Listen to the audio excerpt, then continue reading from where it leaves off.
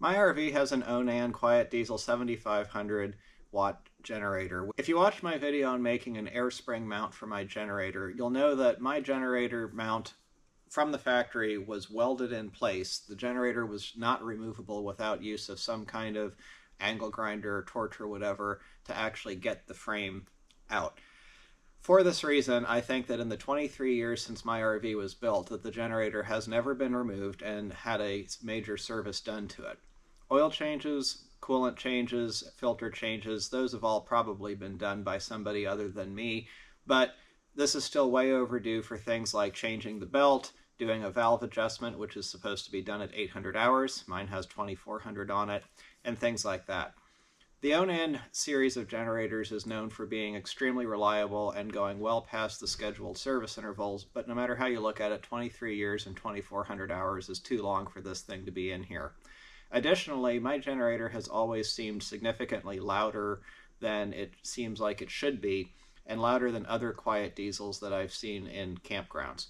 So I have a feeling that when I open things up, I'm going to find some issues that are going to need to get addressed. Because I've done this air spring mount and done it in such a way that it is easily removable, this is going to make this process a whole lot easier. The first thing that you need to do is you need to make sure that you have enough space under the RV to be able to slide the generator out. If you have a better designed RV than mine, then your generator is probably on rails already and you can just slide it out for easy servicing. Unfortunately, Monaco, Holiday Rambler, whoever you want to blame, did not decide to do that on this, and so we have to lower it and then slide it out underneath.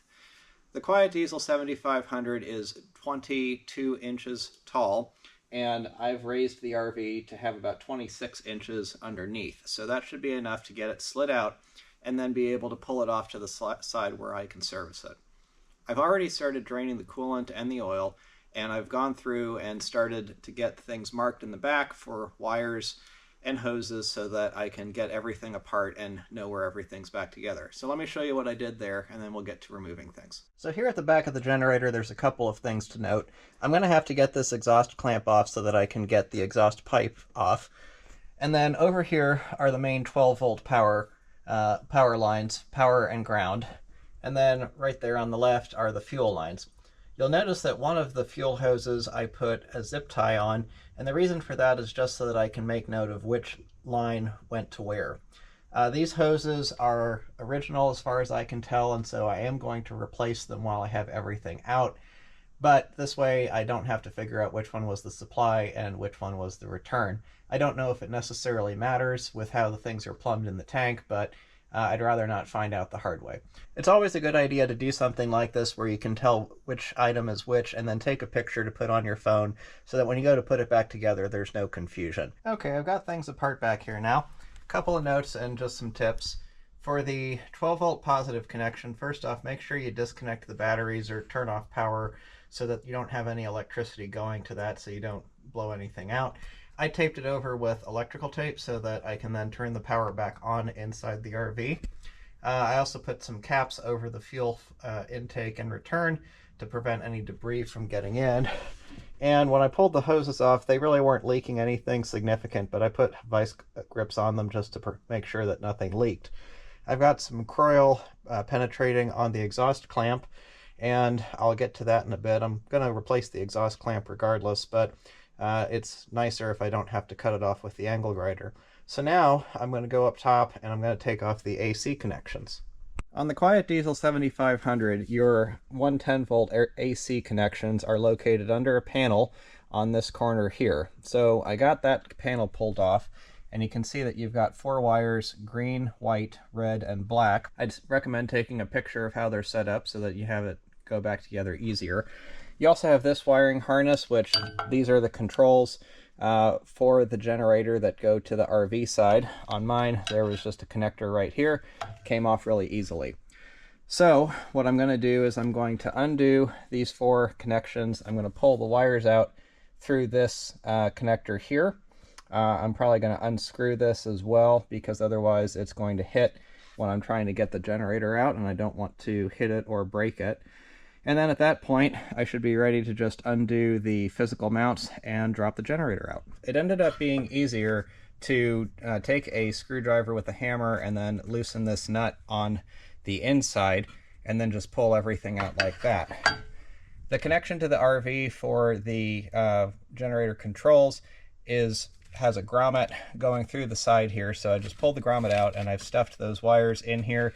That'll make it easier dropping the generator out and make sure that nothing gets caught and hit.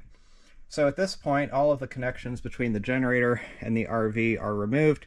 Now I just have to remove the mount and get the thing out. Well, I made all of that way harder than it had to be, and having now gone through this, my suggestion is make the RV go up as high as you can, and then ideally just drop the generator with the mount all as a single piece. One thing to note is that the far driver's side corner, that far rear corner over by where the fuel inlet and return are, that's the heaviest part. Now I've kind of made this harder for myself because I didn't need to have the mount off for any of this, but now you can see I've got plenty of room. I'll just be able to pull this out, and from there it's just undoing the screws to get the cover off. So, all right, almost there. Well, I got the generator out and the covers off. So on initial observation, first thing, this belt definitely is in need of replacement. That was my biggest concern, was that the belt was going to snap, and this is pretty severely cracked. I think that supports my theory that it's original and good to be replacing it. Hoses are in surprisingly good condition actually for the age. I guess I'll have to think about whether I replace them or not. One of the things that I was really looking for was to see if I could find the source of excess noise when this was running that seemed like a rattling sound, and I haven't found a lot, but I found a couple of things. So first off, this cover here that zip tied in place, it is pretty rattly, and that could definitely be a source of noise. Other thing is this panel here that separates the engine side from the exhaust side, and I'll just explain for a second here how this works. You've got the cooling fan here, and what this does is this forces air into this compartment, which then goes through the radiator because this side is sealed, and then goes through the radiator out the exhaust down there. And then of course you've got the engine exhaust here as well. But this is also fairly rattly. So both of those are potential sources of the noise, but neither seems like a real smoking gun. I was expecting to see the motor mounts be shot, and really they're in pretty good condition from what I can tell. Probably next thing I'm going to do is go ahead and pull the belt off, make sure that the water pump seems like it's in good shape so I can determine if I need to order another one of those, and probably just take another look at things and get a parts list together. Now that I've got the water pump belt off, you can see just how bad it is. Every single notch here is cracked pretty much all the way to the edge. I don't know how this hadn't snapped yet, but I'm glad that it didn't. So definitely was time to do this. The water pump itself turns just fine. That little sound is normal and expected, so nothing wrong there. So I think next thing I'm going to do is pull off the rocker cover and do the valve adjustment. I got the valve cover off and I've started measuring valves. So here I've got the rearmost cylinder exhaust valve, and I measured it at 16 thousandths. Now spec is 5.7 to 7.3 thousandths, so double to triple the clearance that it's supposed to. Now this engine has 2,400 hours on it, and Kubota Onan says you're supposed to check the valve lash every 800 hours. So basically this has gone 3 times what we're supposed to. So if you listen, you can maybe hear just a little bit. I don't think that valve lash had to do with the noise that I was hearing, but it'll definitely be better for the engine to get it tighter and quieter. So I'm going to go through and adjust all of these. One thing to note, if you go by the Kubota instructions, they say to have the cylinder at top dead center, which is a perfectly acceptable way to do that. What I'm doing is the old exhaust opening intake closing method, which basically is if the exhaust valve is opening, then what that means is that the intake will have to be on the base lobe of the cam, base circle of the cam, because that's really what you're going for. And if the intake is closing, then same goes for the exhaust. The whole point is that you need to have the pushrod lifter valve assembly on the base circle of the cam so that you have no lift. Now, one thing I also want to point out, these valve springs are very light. I probably can't do it with one hand here. Yeah, I can a little bit. You may not be able to see, but I can actually push the valve open with my thumb. So just be careful, make sure that you are getting an actual valve lash and that you're not accidentally opening the valve with your feeler gauge or anything like that. So I'm going to go through and get all 6 of these done. Procedure for adjusting valve lash on this is really no different than for any other engine. What I'm going to do, since the clearance is essentially 6 to 7 thousandths, I'm going to start with my 7 thousandths feeler gauge. I've loosened the lockdown nut, and you can see right now I can very easily move this feeler gauge through. So I'm just going to tighten this slowly until I start to get a little bit of drag, and that is basically it. Now I'll hand tighten the nut. Then you want to make sure that you're holding the adjuster in place while you do the tightening, because you don't want the tightening to end up adjusting the lash further. Alright, that should be about right. Good torque. Still have some lash, so let's see what that measures to now. 7 thousandths fits. Let's see if 8 thousandths fits. 8 thousandths does not fit. Alright, that's to spec. So now I'm going to rotate the engine. You can see the intake valve starting to open.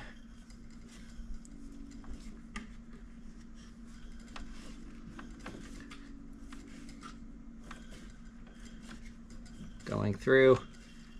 Even though this is a diesel engine with higher compression, because it's really small, you can still turn it by hand. Now you can see the exhaust opening on this side, and so now we've got the intake on the base circle. The intake wasn't off by nearly as much. This is about 8.5 thousandths, but since we got everything open, I'm still going to go ahead and make sure to get this right. I've kind of gone through here and skipped a few steps, but let me tell you what I've been up to. So my parts from Cummins came. I got a new belt, which this one is nice and tight. This was the original belt, and it has a superseded part number on it, so this is the new part number. I'm not sure if this changes the total length or not, but the old one I suspect was probably stretched. I also put in a new coolant temperature sensor. There are a lot of talks about people saying that these seize in place and that they don't come out. I did not have any issues with that. What I used to break it loose was just a flare nut wrench that I was able to get over this and have enough of an angle to get it started. I changed the thermostat and the thermostat gasket.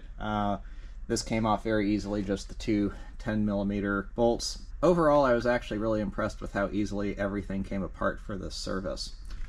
You can also see that at this point I've got the generator back on my mount, so all I have to do at this point is hook up a battery as well as fuel hoses, and then I can do a test run on it. A couple of other little things I did. I think I'd mentioned before that this cover was rattling, so I got this secured better. The instructions actually do say that this needs to be zip tied in place, and it had a zip tie on it, but it was very loose, so this should prevent rattling. Over here, this plastic piece was rattling quite a bit, and there was some gap down here. So what I did was I just took a piece of 1/8 inch rubber that I cut, and I shoved it in there used some adhesive, and in my case I used JB Weld just because that's what I had handy, but use your favorite adhesive of choice, and that seems to have taken away all of the rattling. In theory, the top cover should squeeze this down enough to prevent it from rattling, but I have a feeling that that's not what was happening. I haven't found any other locations that rattle with this, but this is part of why I do want to do an engine run before putting the covers back on and putting it away to make sure that everything is good. One more thing that I might do, but I would have to take this panel off, but that's not a big deal. Right here on the muffler is what they call the spark arrestor, and there is a plug on the bottom which they recommend taking off and cleaning. You actually can do this with the generator installed. I've got what looks like a mud dauber wasp nest right there, an old one. If I poke that off, which I guess I'll do, then I can get at that arrestor plug at any time. But I might just take this cover off and do it while it's out easily.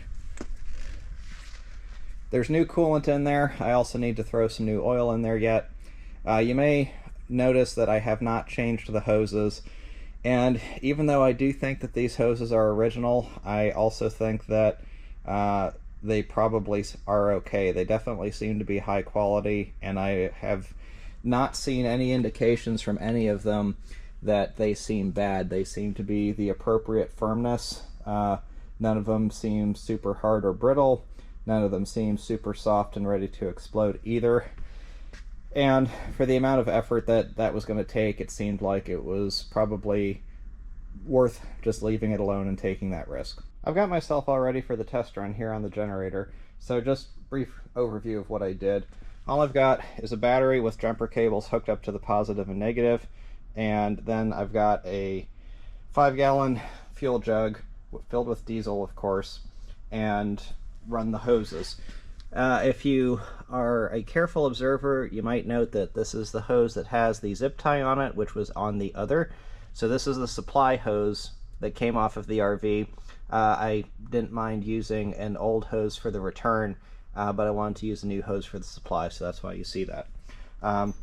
Just like anytime you do a fuel change, you need a fuel filter change, you want to prime the system, especially in this case because it's an empty fuel line as well as an empty fuel filter. So I did that, and now I'm ready to try starting it. Let's see what happens.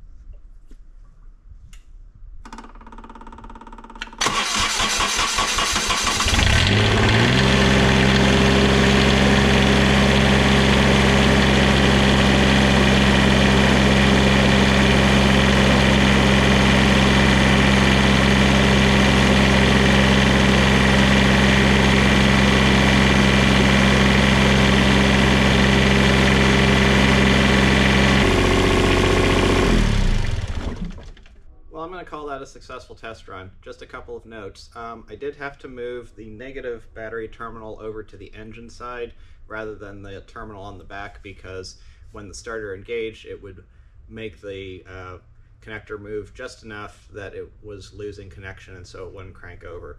Once I moved it over here, it cranked just fine. And over here on the engine is technically a better ground. I didn't want to run it for all that long just because this doesn't have the covers on it, and that's what dictates the airflow. But I definitely think I got some of the rattles reduced. It seems like it is probably still, this is never going to be a super quiet generator despite the name, but I didn't find any place that seemed like it was an obvious additional place to look for more rattles. It's also going to be louder with the covers off because the covers all have sound insulation on them, and I've put some extra insulation on the outside. So I'm going to bet that once this is installed in the bus that it is going to be quieter. So now I'm going to go through and I'm going to put all of the covers on. One tip that I had received was that you should use Loctite on these because this does vibrate enough that the bolts will come out. So I'm going to put Loctite on every one of these bolts, and I'm just going to go around, put all the covers back on. I'm in the generator bay now, and I just wanted to show you a couple of things that I did and things that are worth checking while you're out, while you have the generator out. You'll notice that I've got some foam on the area above the generator here, and I've also put some sound deadening material. This area is, on my bus, it's under the air sliding step, and this was just a piece of metal that was tin canning quite badly. And so I did this less so because I thought it was going to impact the inside, but more because I thought it was probably impacting the outside noise some degree. It should help with both because there was definitely no sound insulation on it. Over here, you'll see that I've chipped away at some of the insulation. And the reason is, if you look carefully, you can see that this top metal piece here, which is actually the floor underneath the sliding step, was not connected, probably was connected at some point, but was rattling against this angle iron that it's supposed to be supported on. So I just used some self-tapping screws to get it attached properly, and so now if I tap on the ceiling, it's much quieter than it was before. So this should help things. Otherwise, I've got all of the hoses and wires out of the way so that when I go to put the generator back in here, I shouldn't have to worry about it hitting on anything. So now I'm going to get the bus jacked up, get the generator in position, and let's put it in. I've got the generator ready to go in. You can see I've added a little bit more sound deadening on the outside just to make everything all set. What I've done to try to make it easier for install versus removal is I've put it on a motorcycle jack. This will make it easier for me to roll it around and jack it up while having it more balanced. That was about 100 times easier than getting the generator out was. To clarify what I did, I had the generator mounted onto that motorcycle jack, and after getting everything lined up, what I did was I gradually lowered the bus using the jack, the hydraulic jacks. Make sure you know your bus and understand that, of course, there's a risk with this because you don't want to have the thing crunch your generator. But just getting it down gently and slowly was exactly what I needed. I got everything lined up properly, and then once the bus was actually all the way lowered, I was able to then jack up the generator and get it to the point where everything lined up and I could bolt it in. From there, it's just a couple of connections, reversing what you removed on the back.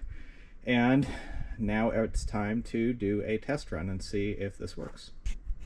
Alright, I'm all ready here to do my test run. I've already primed the pump, or primed the fuel system, which, if you don't know, you just hold the stop button down and the fuel pump will start clicking, as you can hear.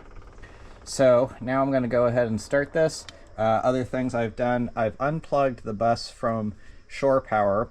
Big reason I want to do that is because I want to make sure that the generator is both providing AC current as well as DC. And I've also aired up my air springs as part that I have for the mount on this. So let's see if this works.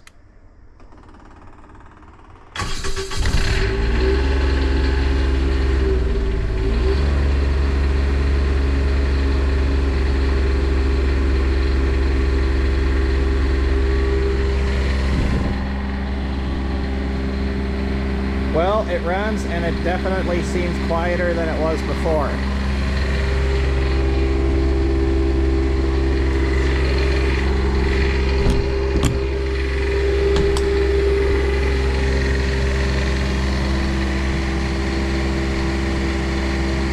Not silent, but it never was silent. But it does seem like it's not making quite as much vibration noise as it did. This is still just the initial warm-up though. Once it comes down a bit, I'm going to go turn on some AC power sources and see what happens. Well, I can tell already that everything is working because we've got 13 volts. It's charging the batteries, and I've got my toaster oven receiving power. So this is still a high idle. It's going to come down to low idle shortly. 75 decibels in front. Well, now the idle just dropped down.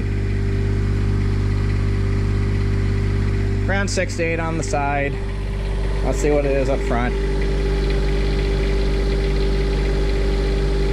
72, 73. Now let's turn on some power. I've got both the air conditioners on now, and my new rooftop airs are more efficient than the old ones, which makes it quieter. Again, it's not silent, but this is a big improvement versus previous. So I'm going to call this a success. It's been running long enough. Let's take a look, make sure coolant level is looking good. And it is. Coming up a little bit. So I might run it, let it run a little bit longer, get all the way up to temperature, and then shut it off, and then let everything cool down, make sure it's doing what it's supposed to. But definitely seems quieter than it was before, so big improvement. Since finishing this video, we went on a 5,000-mile road trip going from Kansas City to Carlsbad, New Mexico, over to Monterey, California, where we were at Laguna Seca, and then back home. The generator ran for 6 days straight at one point with temperatures over 100 degrees. It performed flawlessly and is also much quieter than it used to be. This whole job was a lot of work, but it was a complete success. Hope you enjoyed the video. Thanks for watching.